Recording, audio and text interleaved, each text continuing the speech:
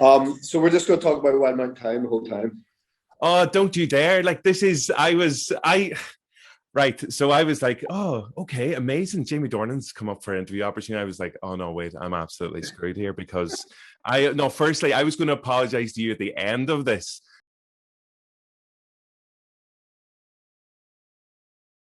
I'm not sure if you saw the reaction to a new film that's coming out, Wild Mountain Time. Oof, it was rough. It was rough. Oof, it was rough. It was rough. I'll get the apology out of the way. I am deeply sorry. I only asked him the question. He gave the answer. Yeah, no, listen, it was fine. I find it funny. You know, it's you just got to say nice stuff about Belfast. Everyone likes it. Sure, you've got to like it.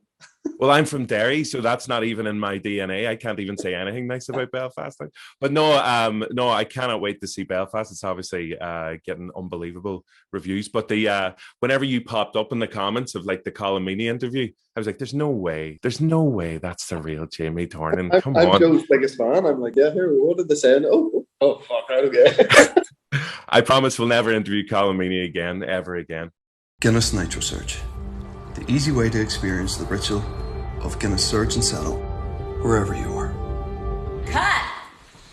Smooth. Thanks. Very smooth. Mr. Jamie Dornan, it's wonderful to talk to you today. It's a pleasure to meet you. How are you keeping? All right, Owen, yeah, how you doing? Good. Slightly mortified, but we're all right. We'll get there. Oh, Where in the world do we find you today? I'm in the Cotswolds in England.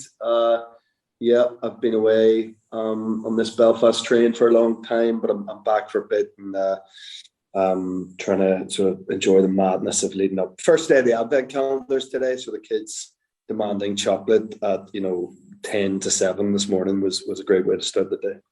Breakfast chocolate is one of the most underappreciated things in the world, so I'm all here for it. Oh, it's unbelievable. It truly is.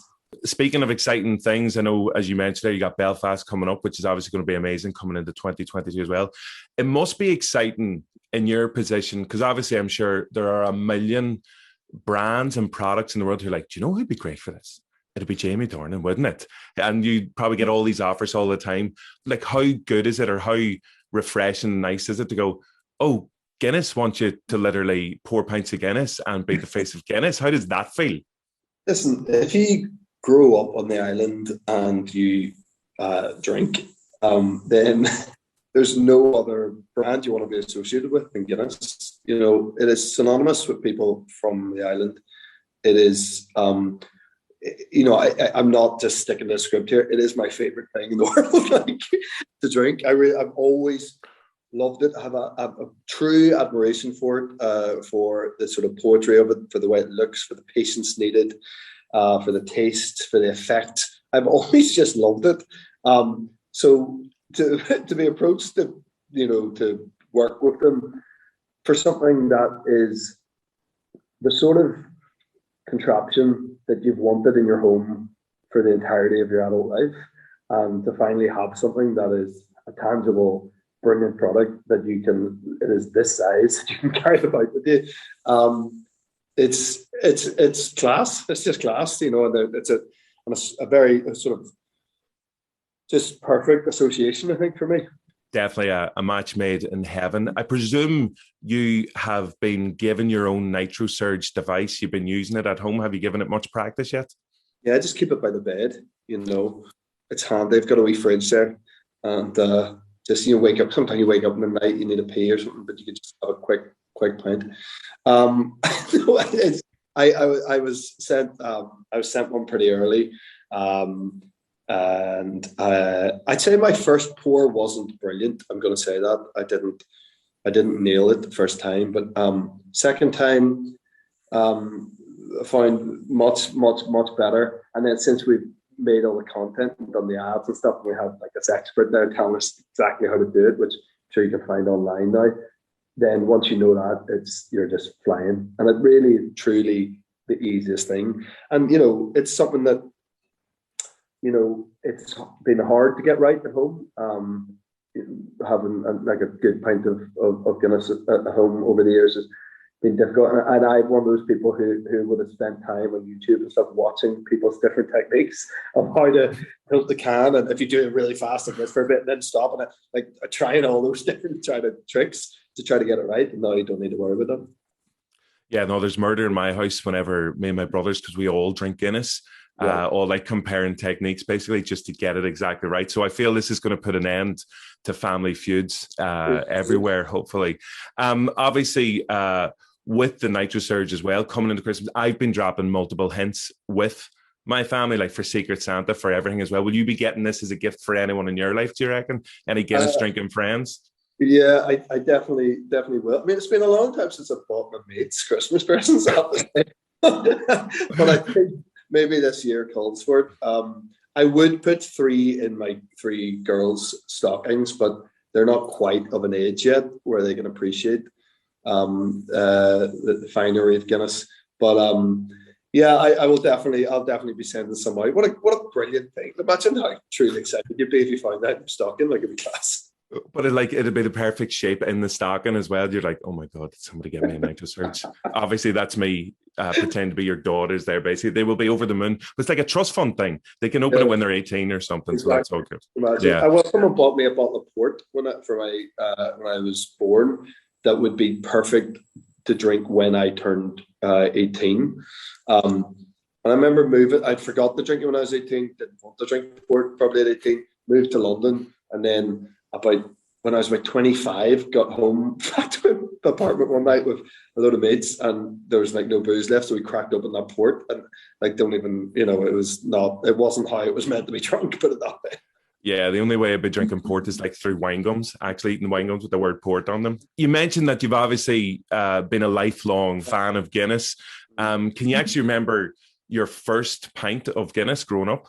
I remember the first time I tasted it and being in a pub in Donegal in Dunfanaghy, and my dad letting me. I was just you're sort of mesmerized by it, and all the people in your family are obsessed with this drink. You're not allowed it, so it makes you football specials all very well and good sitting in the corner up in Donegal, but like I wanted to try it, so I remember my dad giving me a sip of it and getting the wee like tash and everything.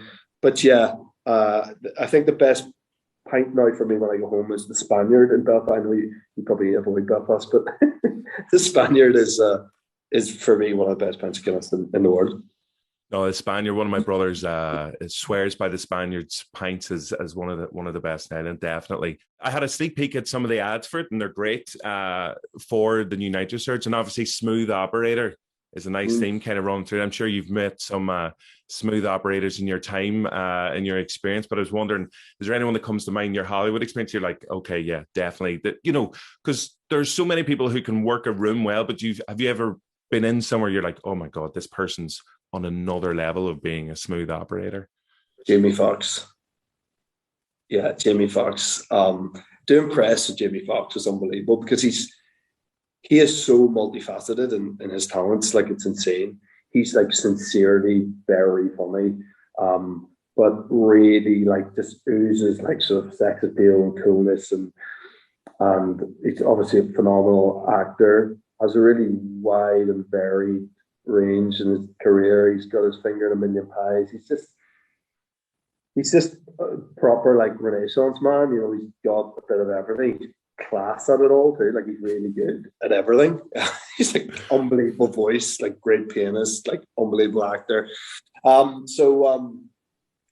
There's a tangible thing in his presence, that you feel you feel in superior really to him, and you suddenly feel very, very uncool, and you probably go within yourself a wee bit because he's just commanding all the attention, but not in a sort of showy way. That's who he is. So Jamie Foxx is about as cool as they come with. We're recently speaking to Paul Rudd, and he was saying he's got an Irish bar in his gaff, so he's going to love the Nitro Surge. But I was wondering, in your experience as well, have you ever had the pleasure of witnessing you should try Guinness, let me bring you somewhere and try Guinness for the first time, and watching that kind of magical reaction on their face, someone that you had the pleasure of doing that for? Yeah, By the way, I've been invited to Paul Rudd's place in New York a couple of times because apparently he does these unbelievable, like, sort of fantasy football, like American football nights, and he has this bar set up and stuff. And, I met Paul a couple of times in New York, and I was basically invited myself. I'd been invited through other people, said, "Oh, you got to come to Paul Rudd's." So I haven't made it there yet, but weirdly, the first person who invited me to Paul Rudd's house, who wasn't Paul Rudd, was John Hamm, who I got to witness him having his first Guinness in Ireland when we made your favorite film, Wild Mountain Thyme. So that was an experience. We were in like proper Ireland. We were, Ballina and Mayo. So and the pints were brilliant. So it was fun watching him experience it. No, that sounds magical. All right. And again, for the record, I really enjoyed Wild Mountain Thyme as well. So you can choose to believe that whether you want to or not. Last thing, coming up next, after all the Christmas Night Surge excitement, Kristen Wiig said she absolutely loves you as a comedy actor. Can we see you doing more comedy? I know you've got The Tourist coming up. What's next on, as well as Belfast as well, of course?